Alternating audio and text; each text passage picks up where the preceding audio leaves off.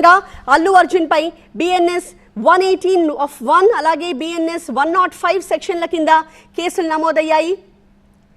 ఈ కేసులకు సంబంధించి మరింత సమాచారంతో హైకోర్టు న్యాయవాది వేణుగోపాల్ రెడ్డి మనతో అందుబాటులో ఉన్నారు. ఆయనతో మాట్లాడదాము.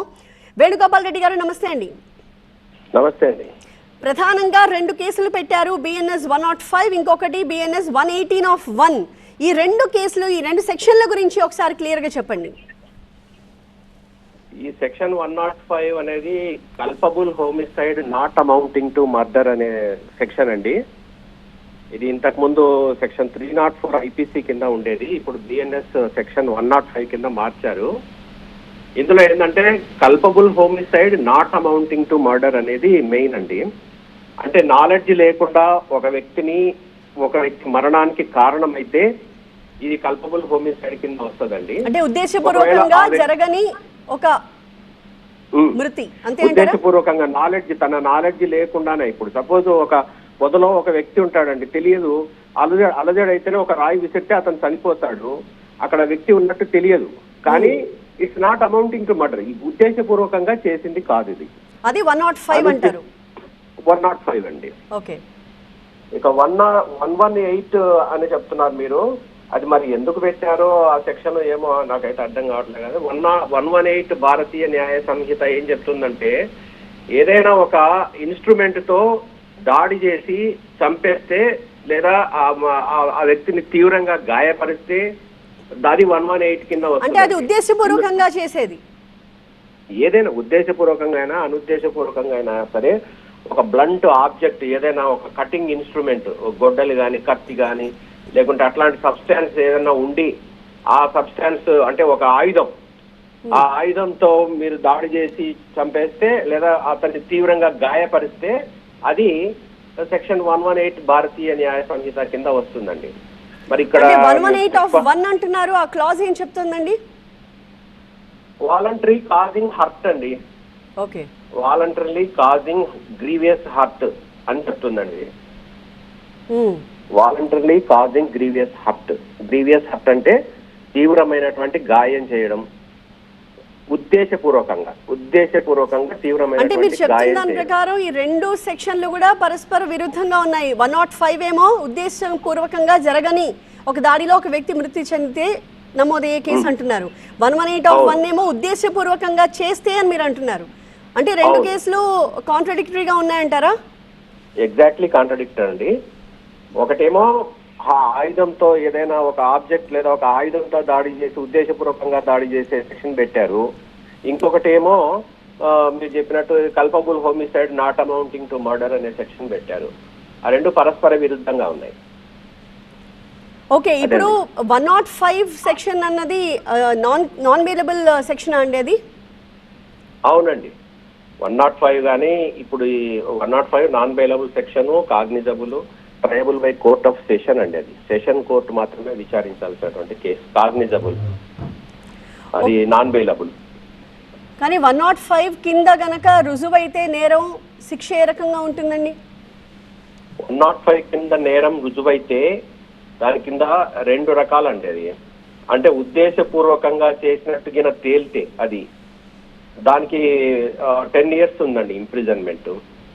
సమ్ టైమ్స్ లైఫ్ కూడా ఉంటుంది. ఓకే.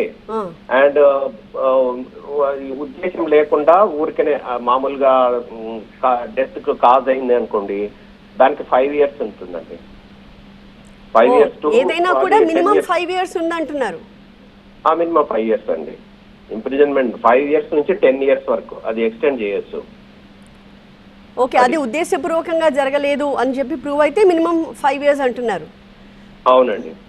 అలాగే బిఎన్ఎస్ 118(1) దీని గురించి, దీని కింద ఎంతకాలం శిక్ష పడే అవకాశం ఉంటుంది? దీనికి పనిష్మెంట్ 20,000 రూపీస్ కానీ లేదా 3 years ఇంప్రిజన్మెంట్ కానీ ఉంటుందండి.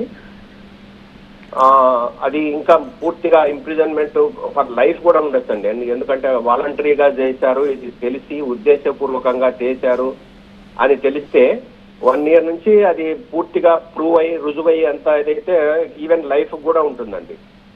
10 years నుంచి అంటే వేణుగోపాల్ రెడ్డి గారు, ఫర్ లేమాన్ మీరు చెప్తున్నది కొంచెం కొన్ని డౌట్స్ వస్తున్నాయి నాకు. అంటే ఏదైతే 105 ఉద్దేశపూర్వకంగా చెయ్యని తప్పుకి మీరు 5 to 10 years అంటున్నారు, మినిమం 5 years అంటున్నారు. ఒక ఆబ్జెక్ట్ తీసుకుని గాయపడేలాగా దాడి చేసి ఆ వ్యక్తి చనిపోతే దానికి 118(1) అంటున్నారు, కానీ దానికి తక్కువ శిక్ష ఉంటుందని మీరు చెప్తున్నారు. అవును, అంటే 118కి వాలంటరీలీ కాజింగ్ హర్ట్ అనేది అది ఇంకా పెద్ద నేరం అవుతుంది కదా. అవును, నేరమే. దానికి 3 సంవత్సరాల నుంచి 10 years వరకు ఉందండి. ఒక్కొక్కసారి అది ప్రూవ్ అయిపోతే ఇంప్రిజన్మెంట్ ఫర్ లైఫ్ కూడా ఉంది. ఓకే, ఆ రెండు పరస్పర విరుద్ధమైనా కూడా ఇప్పుడు ఫస్ట్ 105 ఏంటంటే అది వాలంటరీలీ కాజింగ్ హర్ట్ కాదు, అదేంటంటే కల్పబుల్ హోమిసైడ్, అంటే నాట్ అమౌంటింగ్ టు మర్డర్, అంటే ఉద్దేశం లేకుండా చేసేది, ఒక వ్యక్తికి చావుకు కారణమయ్యేది. ఉద్దేశం లేకుండా కూడా ఒక వ్యక్తి చావుకు కారణమైతే దానికి సంబంధించి 5 years మినిమం ఉంటుంది, 10 years మాక్సిమం ఉంటుందండి.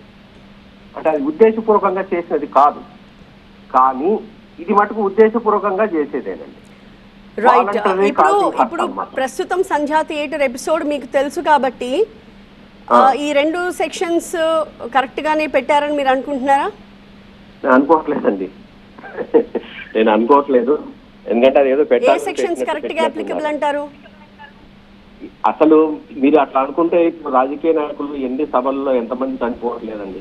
ఇప్పుడు అట్లా ఉంటే ఎన్ని సెక్షన్లు పెట్టాలి?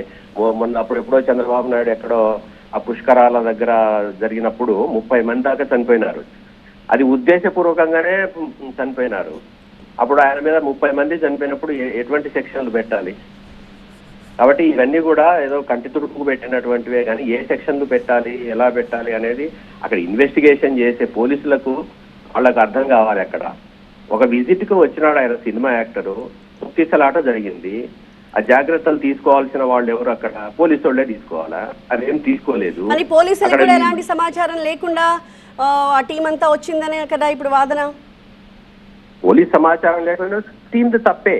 పోలీస్ సమాచారం ఇవ్వాలి, ఎందుకంటే ఒక చోట గుమిగూడుతున్నారు అంతమంది, విపరీతమైనటువంటి జనం గుమిగూడేటప్పుడు అక్కడ ఖచ్చితంగా కూడా సమాచారం ఇచ్చి రావాల్సిందే.